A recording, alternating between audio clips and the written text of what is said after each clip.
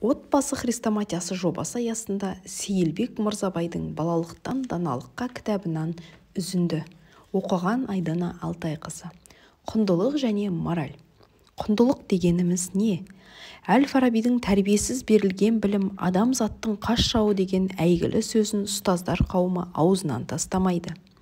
Енді сұрақ, тәрбие деген ұғымды қалай түсінеміз? Ата-ананың көпшілігі мұны сынау, мінеу, ұрсу, жақсы амал үшін марапаттап, жаман тірлік үшін жазалау деп біледі. Қазіргі кезде баланы тек мақтай беру керек деген жаңаша техника пайда болды. Ал діншіл типтер баласына сағаттап ақыл айтып, құрғақ мораль оқумен шектеледі. Логотерапевтердің мораль нұқу үшін емес, тұтыну үшін берілген деген ұстанымы осыдан шыққан.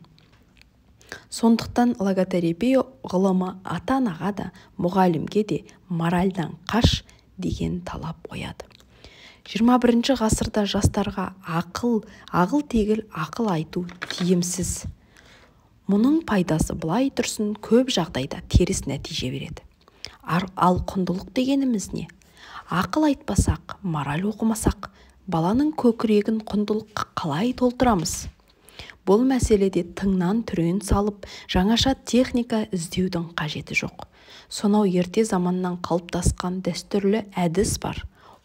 Ол балаға иләхи мазмұны бар ертегі, аңыз қисса, жыр дастан, мәнді тәмсіл оқып беру, мағыналы сұхбат жасау. Қисса мен жыр дастандар баланың сол құндылықты бастан кешіп, жүрегімен сезуіне таптырмас дүние. Себебі олардың бойында имплицитті мораль жатады. Қызықты оқиғамен өрілген қиссаны тыңдаған бала сол қиссаның бойында хикметті қалай сіңіріп алғанын өзі де байқамай қалады. Мысалға, әлемнің жаратылуы жайлы бір қиссаны келтірейік. Тәңір тағала күллі әлемді жаратып болған соң өзіне орынбасар жаратуды ойлайды. Сол кезде тау, тас, өзен, көл, аспан мен жел, от пен ағаш таласты. Аспан асқақтап, тау кеудесін керіп, жел дүлей күшін көрсетіп, от жалын шашып, тас қаттылық қылып, алтын жылтырлығын айтып мақтаныпты. Осылай бәрі таласып жатқанда топырақ қана сынықтық танытыпты.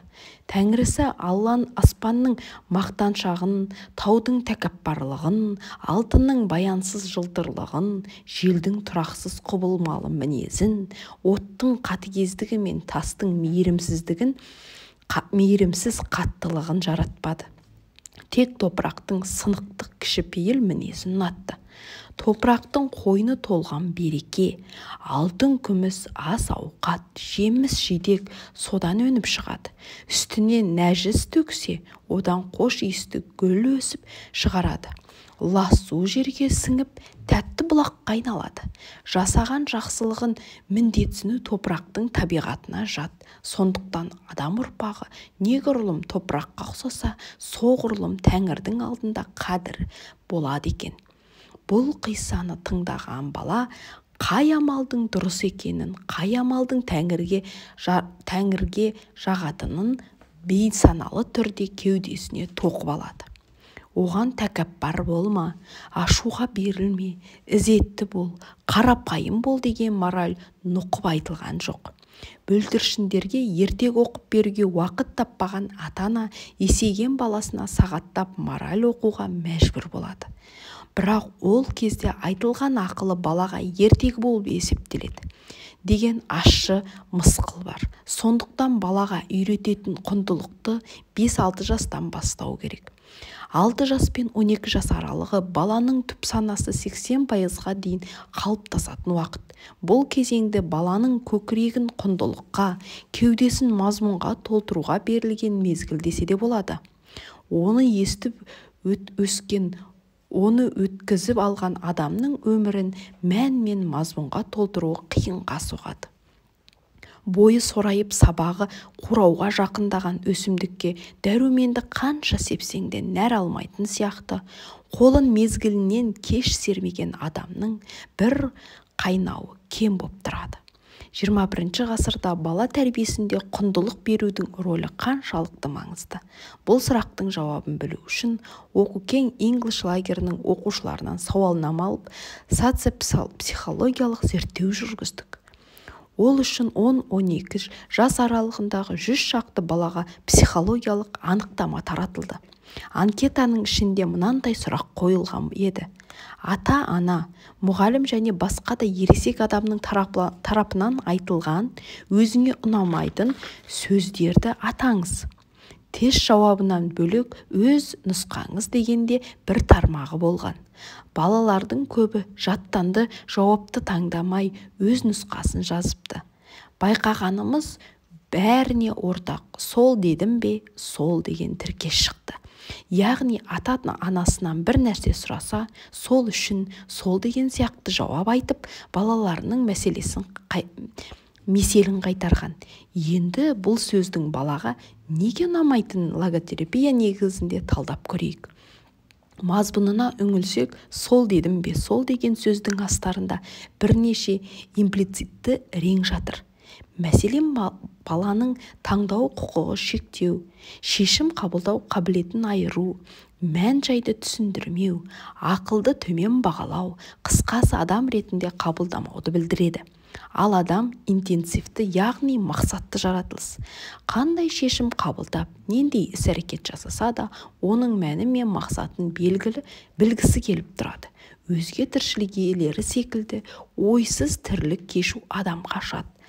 Алдына қанша жерде мықты мақсат қойып, супер жоспар жасап берсең де, істің түпкі мәнін түсінбей әрекет ете алмайды.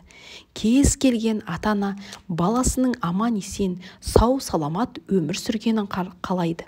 Баласы бәлеге шатылмас үшін оның алдын алып неше түрлі шара қолданады. Бұл қамтану көбіне тыйым талаптармен жүреді. Олар өмірден жиған тергенімен бөлісіп, бағыт-бағдар беріп жөн сілтейді. Мысалы, сіз балаңызға бір тапсырма бердіңіз, немесе бір нәрседен тыйдыңыз делік. Бала неге, не үшін, неге бұлай істемеуім керек, немесе неге олай жасауға болмайды деп сұрайды. Оған сол дедім бе, сол деп жауап берілген. Бұл жауап баланың көкірегіндегі вакуумды толтырмайды, керісінше жағымсыз сезім тудырады. Сол дедім бе, сол деп нұсқауды баланың жақтырмайтынын бір себебі осы. Балаға тыйым талаптың мәні мен киесі көрінбеген соң кері реакция тудырады. Тыйым талапқа жеңіл қарайды, орындағысы келмейді. Тіпті өсе келе бұның бәрі ескінің сарқыншағы деп қарайтын негелеске айналуы мүмкін. Сондықтан баланың сұрағына әр нәрсенің тіпті мәнін ашып беретін аңыз қиссамен жауап беру маңызды. Мұны ғылымда онтология дейді. Онтология кез келген құбылысты түп негізінен тарқату, мәні мен қасиетін ашып көрсету деген сөз. Немесе оны метафизика деп атайды. Яғни бас көзіне көрініп тұрған физикалық құбылыстың құпия сырына ынтық болу. Бұл нәрсе неліктен бұлай болып жатыр? Оны болдырып жатқан ғайыптағы күш оны неліктен бұлайша болдырып жатыр деген сұрақпен қызығу. Сондықтан баланың онтологиялық танымы күшейген сайын ол қалай дегеннің емес, не үшін дегеннің жауабын дәл беруге машықтанады. Кез келген ситуацияның не үшін болғанын ғибратты мәнін шешкен сайын балада қалай дегеннің проблемасын еңсеріп кете алатын батыр болады. Мектепте керісінше оқытады.